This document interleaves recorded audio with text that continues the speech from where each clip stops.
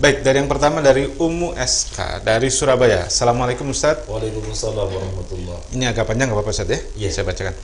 Saya ibu dengan 2 anak dan qadarullah baru bercerai dikarenakan suami saya pecandu narkoba dan banyak melakukan kemungkaran lainnya.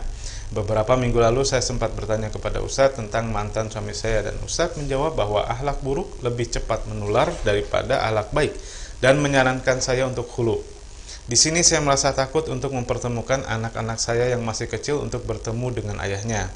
Apakah salah saya menjauhkan anak-anak saya karena takut mereka bisa melihat dengan jelas bagaimana sosok ayahnya? Yang pertama, Ustaz. Itu dulu. Satu ya? Iya. Oke, yang satu aja. Jadi pertanyaannya, Ustaz, apakah salah saya menjauhkan anak-anak saya karena takut merasa bisa melihat dengan jelas bagaimana sosok ayahnya? Bismillah, walhamdulillah, wassalatu wassalamu ala rasulillah wa ala alihi wa ashabihi wa mawala wa ba'd. Kepada ummu yang mendapatkan cobaan besar ini, semoga Allah bisa memberinya kesabaran, ketabahan, dan mendulang pahala yang besar atas kesabarannya ini. Amin ya rabbal alamin. Tentunya berat sekali bagi seorang istri ketika suaminya tidak lain haruslah sebagai pemimpin, sebagai pengayom, sebagai pendidik untuk anak-anaknya, tetapi yang dimilikinya justru seorang suami yang memberikan contoh-contoh keburukan. Disebutkan sebagai pecandu narkoba dan keburukan-keburukan yang lain, termasuk tidak sholat kalau masalah pernah disampaikan.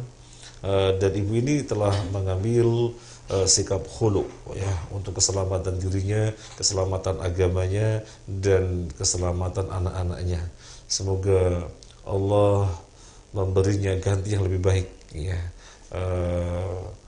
ganti berupa pasangan yang lebih baik ya, atau ganti dengan keadaan yang lebih baik. Nah, amin ya rabbal alamin.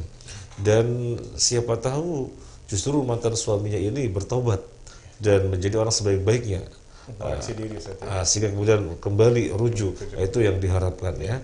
Kita doakan semoga Allah memberikan taufik.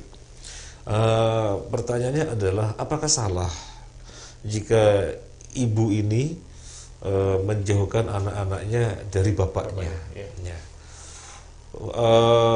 Hukum asal silaturahim harus dijaga sebaik-baiknya, apalagi silaturahim antara ayah dengan anak, anak dengan ayah. Ini hukum asal, silaturahim harus dijaga dengan sebaik-baiknya. Bahkan terputusnya silaturahim, orang yang memutuskan itu terancam, terhambat masuk surganya. Nabi SAW bersabda, la yadkhulul jannata qati'un, tidak akan masuk surga orang yang memutuskan, itu memutuskan silaturahim. Nah, tetapi di sini ada udzur, ada kendala. Sebagaimana ibu ini sangat memahami tidak ada mantan ayah gitu ya. Makanya beliau bertanya, gimana, apakah salah, apakah berdosa tidak mendekatkan, tidak mengenalkan, tidak mendekatkan kepada ayahnya karena kekhawatiran-kekhawatiran. Selama ayahnya dijumpai atau diketahui masih demikian, pecandu narkoba, tidak sholat, dan kemungkaran-kemungkaran yang lain, dan sudah pernah kita sampaikan, keburukan lebih cepat menular daripada kebaikan. Karena keburukan-keburukan biasanya adalah hal-hal yang menyenangkan hawa, adalah yang menyenangkan atau sesuai dengan keinginan-keinginan hawa, maka lebih cepat menular. Kemudian ibu ngerem dulu, tidak mendekatkan anak kepada ayah dulu. Bukan tidak mau mendekatkan anak kepada ayah.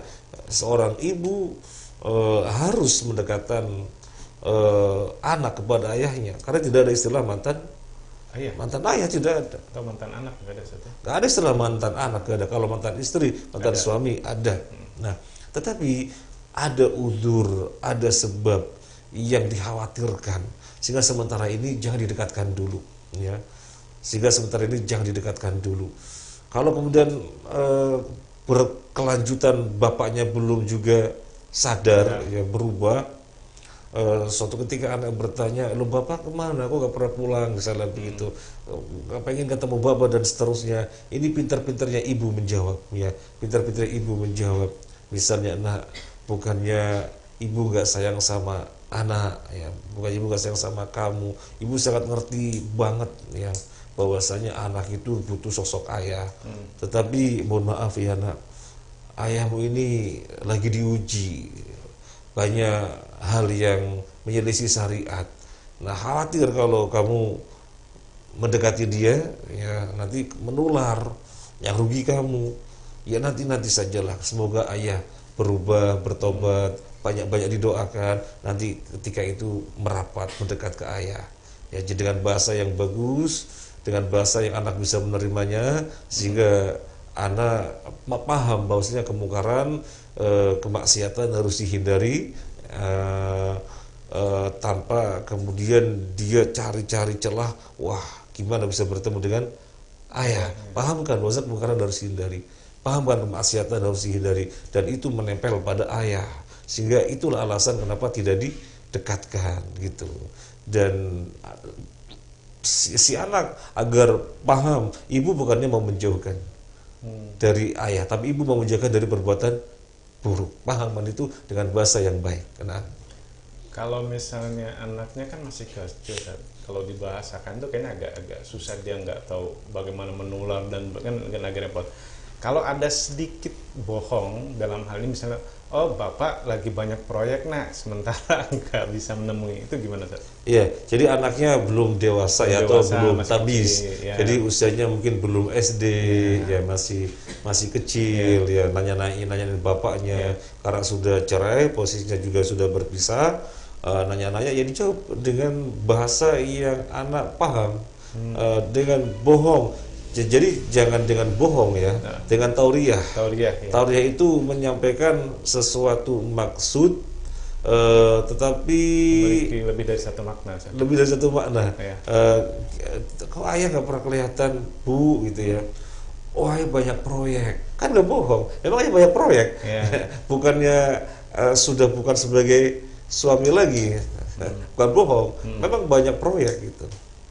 Jadi tanpa menjelaskan dia bukan suami saya lagi, nggak nyampe anaknya, nggak nyampe, bingung malah anak nanti ya. Ya sampaikan, tapi bukan dengan bohong, tauriyah. Jadi menyampaikan sesuatu, si anak memahaminya nggak ada masalah gitu kan, dan itu sudah merupakan jawaban gitu aja. Nah, baik Ustaz.